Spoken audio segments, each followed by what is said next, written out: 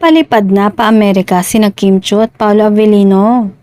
Yes, ang mga Phil-Am naman o mga kababayan natin na matagal nang naninirahan sa Amerika ang pasasayahin ng Kim Pao.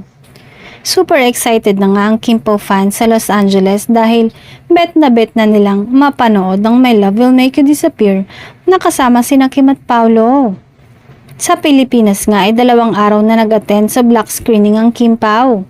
Pinasaya nila ng husto ang mga fans nila na naglibot din talaga sa mga sinihan para sorpresahin nga ang Kim Pao fans. Todo pasalamat din si Paolo at Kim sa bawat black screening. Kaya naman hindi kataka-taka na pumatok talaga ito sa takilya.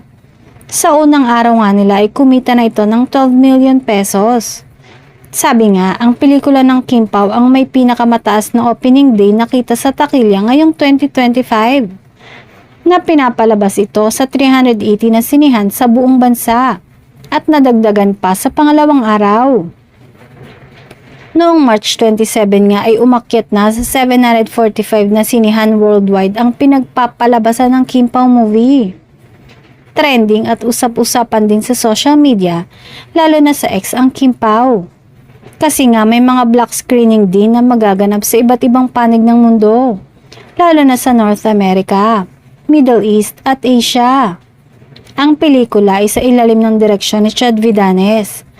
Kasama rin sa movie sina Melay Cantiveros, Wilma Dazent, Lovely Abella, Bench Manalo, Nico Antonio, Migs Almendras, Martin Escudero, Karina Bautista, Jeremiah Lisbo, at Tasha Franco, Kelsey Lasam at Lucas Andalio.